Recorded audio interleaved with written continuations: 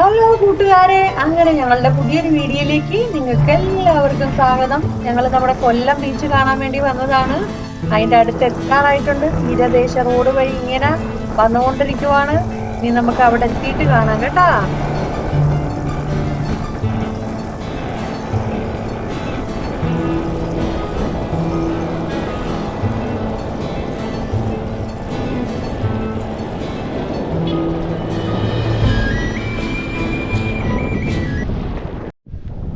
Hi friends, ഞങ്ങളിപ്പം നമ്മുടെ കൊല്ലം beach നിൽക്കുവാണ് കേട്ടോ. തീരദേശ റോഡിൻ്റെ അടുത്താണ്. നമ്മുടെ സാധാ ആലപ്പുഴ ബീച്ച് പോലൊന്നുമല്ല. ഓരോ ബീച്ചിനും ഓരോ പ്രത്യേകതയാണ് എനിക്ക് തോന്നിയത് കണ്ടിട്ട് കേട്ടോ. അത് ഓരോ ബീച്ചിലും പോകുമ്പോൾ മാത്രമേ അത് മനസ്സിലാകത്തുള്ളൂ. ഇതാ ഈ ബീച്ചിൻ്റെ പ്രത്യേകത നിങ്ങളൊന്ന് കണ്ടു.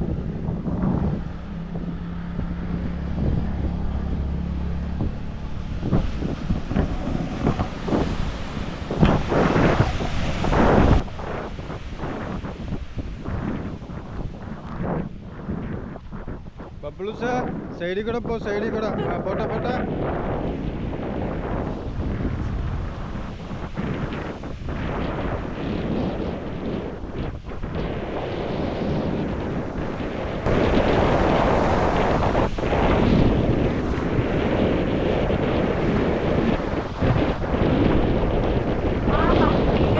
ബബ്ലൂസ് എങ്ങനെയുണ്ട്?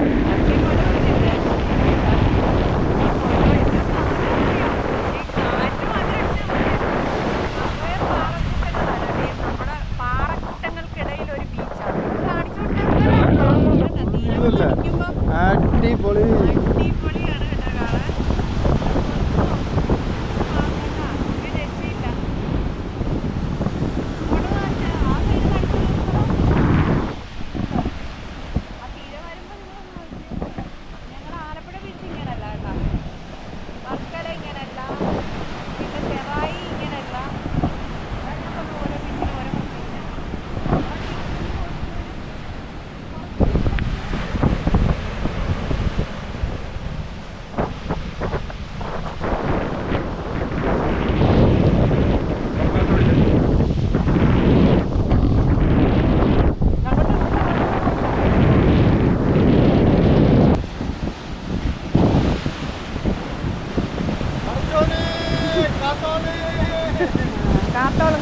ജന്മം ചെയ്ത തസ്മീർ ഈ പാറപ്പുറത്തുനിന്ന് ഇറങ്ങി വരത്തില്ല കേട്ടോ. തസ്മീറിനെ കുറ്റം പറഞ്ഞിട്ട് കാര്യമില്ല. ആരായാലും ഇവിടെ നിന്ന് കഴിഞ്ഞാൽ ഇവിടുന്ന് വരാൻ വേണ്ടി ആഗ്രഹിക്കത്തില്ല. അത്രയ്ക്ക് അടിപൊളിയാണ്.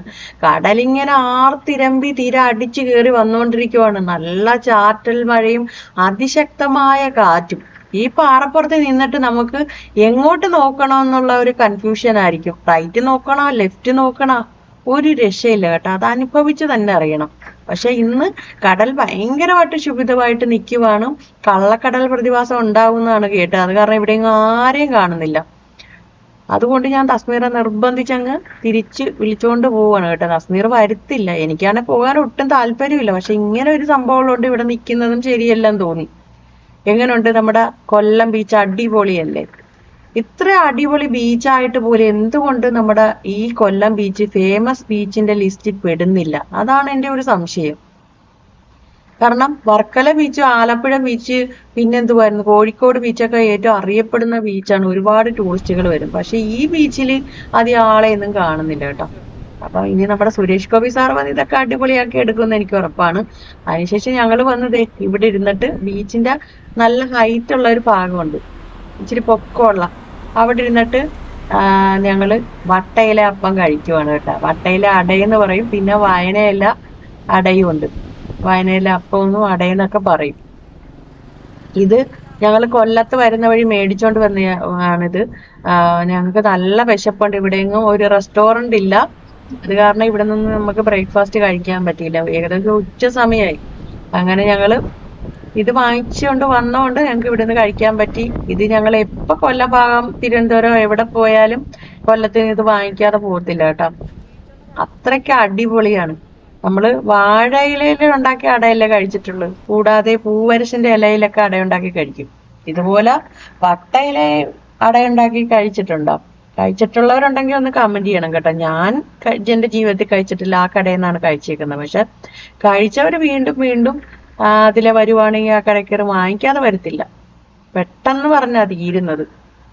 കാരണം അത്രയ്ക്ക് അടിപൊളി നല്ല തനി ഗോതമ്പ് പൊടി മാത്രം കൊണ്ടുണ്ടാക്കിയതാണ്. ഇതിൽ മൈദയൊന്നും ചേർത്തിട്ടൊന്നുമില്ല. അതിൻ്റെതായ രുചിയും ഉണ്ട്.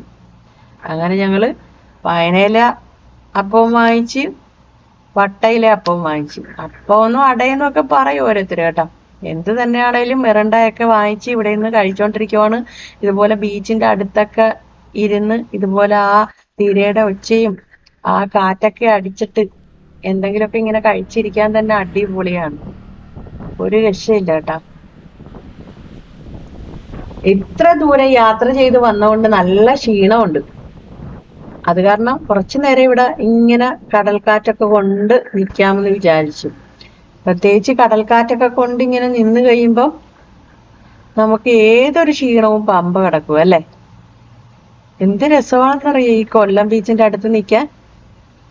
പറഞ്ഞറിയിക്കാൻ വയ്യാത്ത സന്തോഷമാണ്. അങ്ങനെ കുറച്ചു നേരമൊക്കെ നിന്ന് മിറണ്ടയൊക്കെ കുടിച്ച് ഇതൊക്കെ കഴിച്ചപ്പോ ഒരു എനർജി വന്നു. പിന്നെ കൊല്ലം ബീച്ചിൽ വരുന്നവരുടെ പ്രത്യേക ശ്രദ്ധയ്ക്ക്, നിങ്ങൾ ഇവിടെ വന്ന് ലഞ്ചോ ബ്രേക്ക്ഫാസ്റ്റ് ഒക്കെ കഴിക്കാമെന്ന് വിചാരിച്ച് ഒരിക്കലും വരരുത്. വന്നു കഴിഞ്ഞാൽ 8ന്റെ പണി കിട്ടും. ഇതിന്റെ അടുത്തൊന്നും ഒരു ഹോട്ടലോ റെസ്റ്റോറൻറ്റോ ഒന്നും ഇല്ല. കുറച്ച് ദൂരോട്ട് മാറി മാത്രമേ ഉള്ളൂ. അത് കാരണം ഞങ്ങൾക്ക് ഉച്ചയ്ക്ക് ലഞ്ചൊന്നും കഴിക്കാൻ പറ്റിയിട്ടില്ല. ഇപ്പൊ ബീച്ചിലോട്ട് വന്നതേ ഉള്ളൂ. ബീച്ചിന്റെ ഒരു ഭാഗം മാത്രമേ നമ്മൾ കണ്ടിട്ടുള്ളൂ. ഇനി ഒരുപാട് ഭാഗങ്ങൾ കാണാതിരിപ്പുണ്ട്. കണ്ടു കഴിഞ്ഞാൽ ഒരു അന്തമില്ലാത്ത കാഴ്ചയായിരിക്കും. കാരണം ഈ തീരദേശ റോഡിന്റെ ഇങ്ങേയറ്റം മുതൽ അങ്ങേയറ്റം വരെ ബീച്ച് തന്നെയാണ് കേട്ടോ. അതും ഒരു രക്ഷയില്ലാത്ത കാഴ്ച. ഇനി ഞങ്ങൾക്ക് ഇതെല്ലാം കണ്ട് തിരിച്ചു പോയതിനു ശേഷം മാത്രമേ ലഞ്ച് കഴിക്കാൻ പറ്റത്തുള്ളൂ. അപ്പോഴത്തേക്ക് ഒരു സമയമാവും. എങ്കിലും സാരമില്ല. ഇനി അടുത്ത ബീച്ചിന്റെ മറ്റുള്ള ഭാഗങ്ങളിലേക്ക് ഇങ്ങനെ പോയിക്കൊണ്ടിരിക്കുവാണ്. അപ്പൊ ഒരിക്കലും നിങ്ങൾ ഈ കൊല്ലം ബീച്ച് മിസ് ചെയ്യരുത്. ഒരുപാട് ക്രൗഡൊന്നും ഉള്ള ബീച്ചൊന്നും അല്ല ഇത്. ഇതിനെ നമുക്ക് ഒന്നും കൂടെ അടിപൊളിയാക്കി എടുത്തു കഴിഞ്ഞാൽ നമ്മുടെ കേരളത്തിലേക്ക് നമ്പർ 1 മാറും. അതെനിക്ക് ഉറപ്പുള്ള കാര്യമാണ്. ഇത് തന്നെ കണ്ടിട്ട് കൊതി വരുവാണ്. ഇത്രയ്ക്ക് അടുത്ത്, റോഡിനോട് അടുത്ത് ഒരു ബീച്ചും ഞാൻ കണ്ടിട്ടില്ല. നിങ്ങൾക്ക് എങ്ങനെയുണ്ട് ഞങ്ങളുടെ ഈ വീഡിയോ ഇഷ്ടപ്പെട്ടിട്ടുണ്ടെങ്കിൽ ഉറപ്പായിട്ട് നിങ്ങൾ കമന്റ് ചെയ്യണം കേട്ടോ. കമന്റ് ചെയ്താൽ മാത്രമേ ഞങ്ങൾക്കൊരു പ്രോത്സാഹനമാകത്തുള്ളൂ. എങ്കിൽ മാത്രമേ ഇനിയും നല്ല വീഡിയോകൾ ചെയ്യാൻ വേണ്ടി ഞങ്ങൾക്ക് ഒരു പ്രചോദനമാകത്തുള്ളൂ. ഇതാണ് നമ്മുടെ മയിൽ വാഹനം.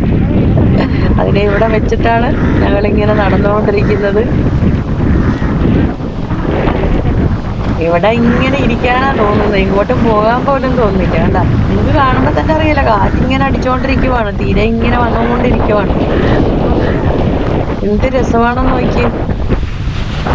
നിങ്ങൾക്ക് ഇഷ്ടപ്പെട്ട ബീച്ച് ഏതാന്ന് നിങ്ങളൊന്ന് കമന്റ് ചെയ്യുക കേട്ടോ.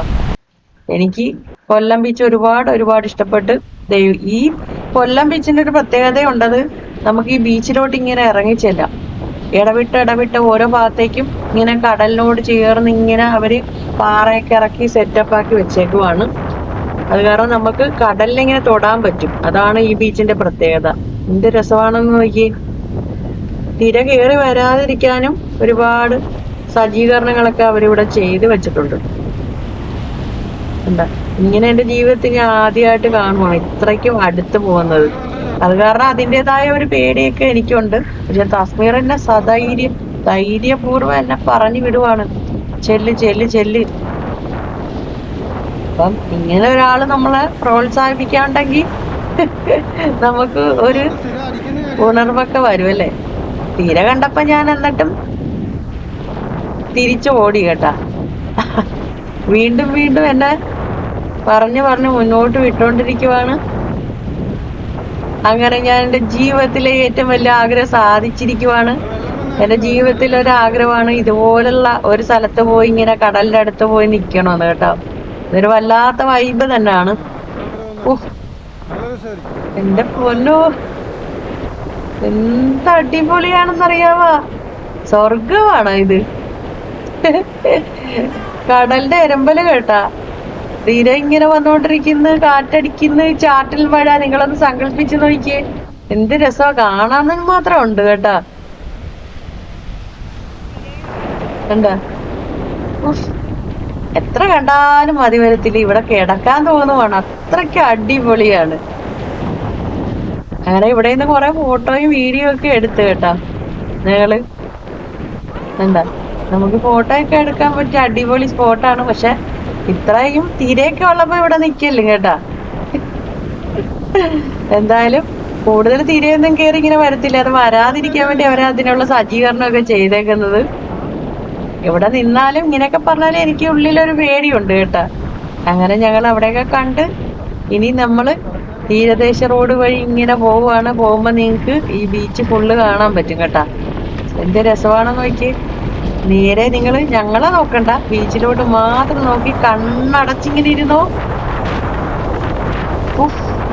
എനിക്കിപ്പോ നമ്മുടെ കൊല്ലം ബീച്ച് വന്ന ആ ഒരു ഫീലായിരിക്കും കിട്ടുന്നത്. ഞാൻ പറഞ്ഞ ശരിയല്ലേ? നേരെ നോക്കിക്കോ. ഒരു രക്ഷയില്ലാത്ത കാഴ്ചയാണ് ഇത്. അടിപൊളിയാക്കി എടുത്തു കഴിഞ്ഞ് എന്ത് സെറ്റപ്പാണെന്ന് അറിയാവാ. ഏറ്റവും കൂടുതൽ ടൂറിസ്റ്റുകൾ വരുന്നത് ഈ ബീച്ചിലേക്കായിരിക്കും. ഇനി നിങ്ങൾ ഉറപ്പായിട്ടും തിരുവനന്തപുരം പോകുന്ന വഴിയോ അല്ലാതെ ഇവിടേക്ക് മാത്രമോ ഒക്കെ ആയിട്ട് വരണം കേട്ടാ. എല്ലാ ബീച്ചിനെ പോലല്ല ഈ ബീച്ചിന് ഒരു പ്രത്യേകതയുണ്ട്. പിന്നെ ഇതിന്റെ അടുത്ത് പാർക്കുണ്ട്. മഹാത്മാഗാന്ധി പാർക്കിന്റെ അടുത്താണ്. പാർക്കിൽ പോകേണ്ടവർക്ക് പാർക്കിൽ പോകാം, അല്ലാതെ ബീച്ച് ആസ്വദിക്കേണ്ടവർക്ക് ബീച്ച് ആസ്വദിക്കാം. അടിപൊളിയാണ്. ഇതിലെ കൂടെ ഒക്കെ വണ്ടി ഓടിച്ച് പോയിട്ടേ ഒരു രക്ഷയില്ല കേട്ടാ. അപ്പൊ അതൊക്കെ ഒരു അനുഭവമാണ്. ഇതുപോലുള്ള ഓരോ യാത്രകൾ